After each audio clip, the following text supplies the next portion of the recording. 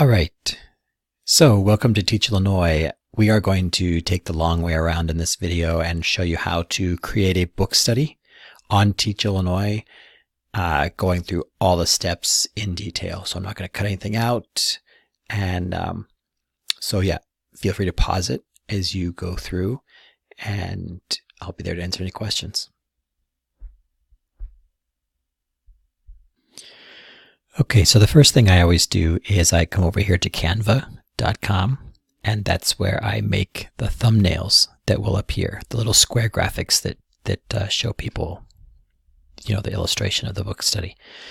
So I use canva.com because it's pretty easy, and if you want to, once you have like a template set out, you can just copy it. And it comes to the next page, just like duplicating a slide in Google Slides, and then you can just change the cover and the color to match and all that kind of stuff. So I then, since I don't have it, I'm on a different computer than I normally use, I'm going to download it. I just leave it as a ping, but I want to go to page 8, difficult conversations. The second one here is the copy I just made. Done. Download. Okay, and then this will show up in my downloads folder, and I'm just going to leave it there because I will need to upload it eventually. Okay. All right, so the next thing I'm going to do is I'm going to come over here to Teach Illinois, and right now I'm logged in as a super user, not a super admin. Okay, so when I come over here to the gear to find my courses, here's the ones that I have available. I'm just going to create a new course. And this is where you just have to go through step by step.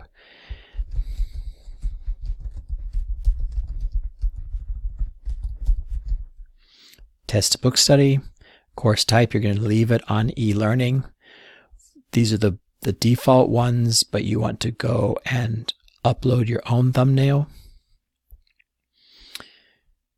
And then you're going to choose a file, and it will be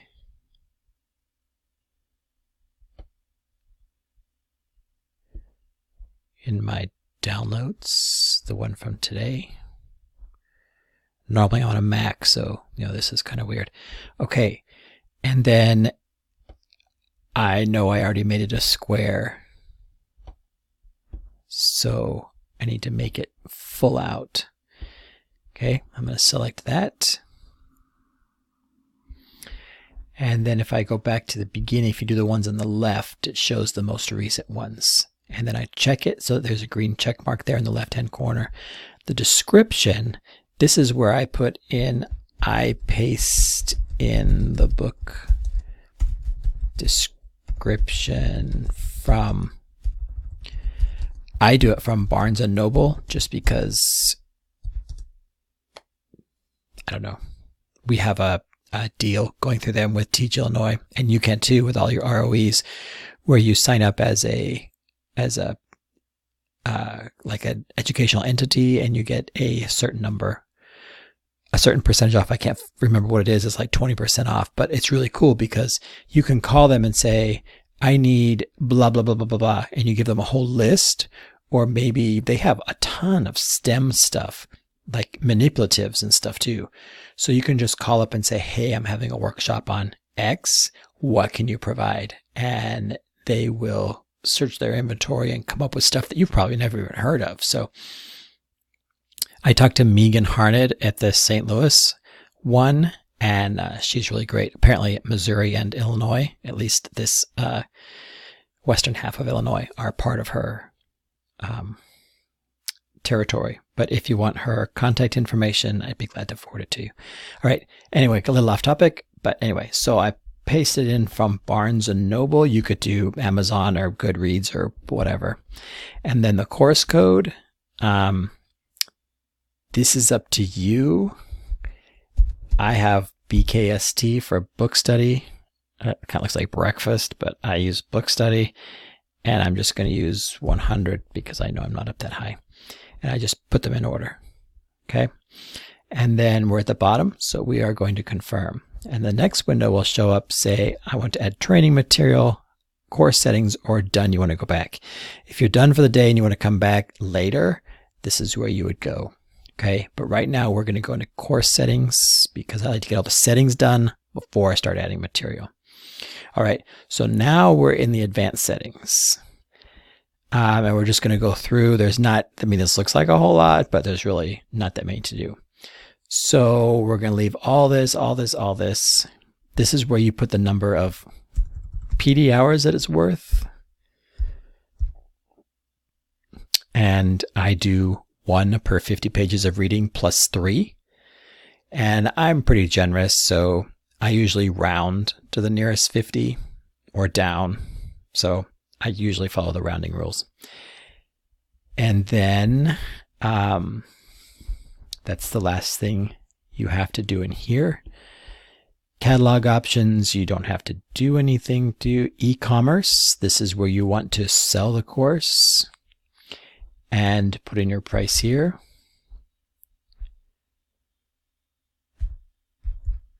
We just do $35. Time options, I don't mess with this because sometimes people need an extension or whatever, then you have to go back in the settings and it's just easier to just leave it. But if you want to, you could have a start date and an end date. How long it's valid, you know, if you only want it valid for 30 days, blah, blah, blah, that kind of thing. But the real important thing here is certificates. We need the ISB evidence of completion from 9/17. That's the most recent one. Okay. And then the only other one you might need is this one if you want them to be able to share the course on social media. And then down here at the bottom, this course enrollment link, if you click that and you send people that link, they will automatically be enrolled for free. Okay, it'll bypass the whole shopping cart system. So if you want to gift it to somebody or something like that, this is the code, all right, that you would want to do. And always save changes. It's not like Google where it saves automatically. You always have to save the changes. All right, so we're done here. Now I'm going to go into the training material. And the first thing I do when you add training material is I put in a Google Drive file and I embed the URL. It seems to work better. In order to do that, do I have it up here? Okay, I'm just going to use this one, the difficult conversations, the FAQ page from this summer. And the thing you want to do when you're on Google is you have to publish to the web. Okay, so once it loads, you go into File, Publish to Web.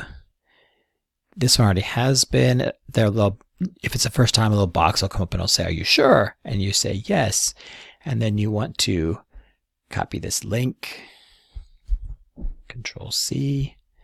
And I'm going to leave this checked, so automatically republish when changes are made.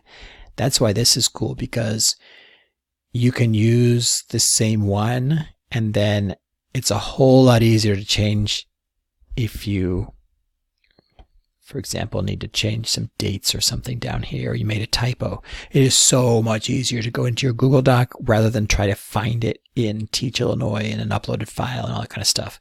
So that's why I do Google and do the publish to web, because if you then make a change in Google, it's automatically updated in Teach Illinois. All right, so I then am going to paste that big long thing. The green check mark is there, so it's all good. This is the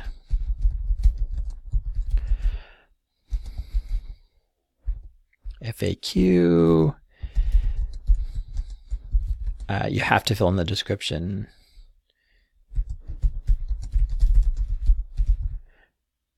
Okay, and then save changes.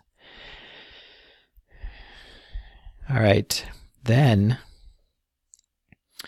what you're going to want to do is add an assignment. Okay, and this is the final reflection. You're going to put in the instructions here. Maybe you want to put the rubric in again. I know I can't spell, but that's just the way it is. Add a description. It's kind of self-explanatory. I usually leave the description pretty generic, but it's a required field. They're only going to upload one paper. And then you have a choice here between the learner can progress when the assignment has been given a passing score. That means you have to read it and give them a grade. Or learner can progress when the assignment is submitted. I like to read everything. And I think for these book studies, when you're giving out so many PD hours, I think it's important that you should read. So I leave it here, save changes. Okay.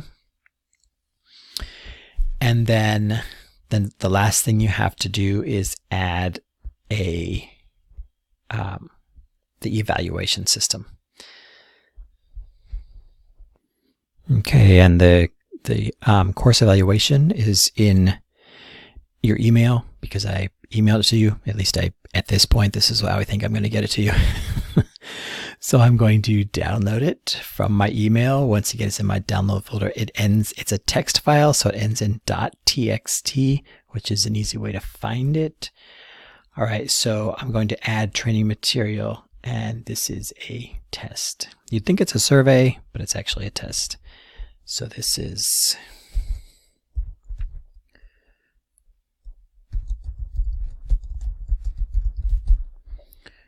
And you have to fill this out. Please complete. All right. Then we are going to import it as a gift file because I like getting presents. And I'm going to choose my file. And it's that text file. That's why I like to do it just right here because it's always the last one. Otherwise you have to search for it. Lord knows I've been lost in my files trying to find things. And save changes. So you can see that all these questions look awfully familiar. All right, and that's it. So we can go back to our test book study. Now, what you want to do is you have to do this next one. You have to set the prerequisites on this evaluation, because otherwise they'll just be able to go through and fill it out, and that marks the end of the course, and they don't have to do anything else. They have their PD hours. Trust me, I found out the hard way. So in order to access the course evaluation, the prerequisite for it, I want it to be the final reflection. Okay. And now you can order these, just by doing the little crosshairs. I told you how to get them. They're in order, so we should all be good. All right, now we need to do the form section. So we're going to add a course widget, and we want it to be full width. We want it to be a forum section. All right. And now let's talk about adding forums. I use 4 forums, 1 forum for each week, okay, plus an introduction. So we're just going to add them one at a time. I'm just going to do the first one for you. I always do introductions.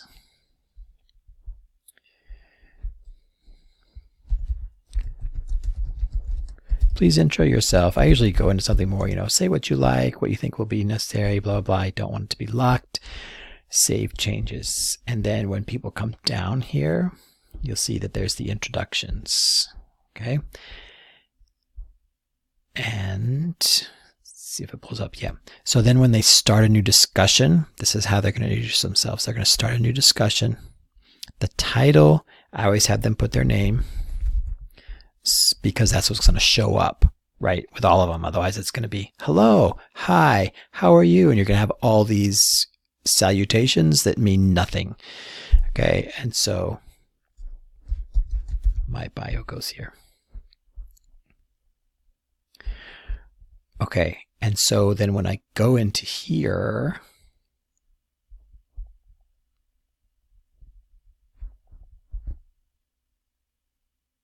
there you go.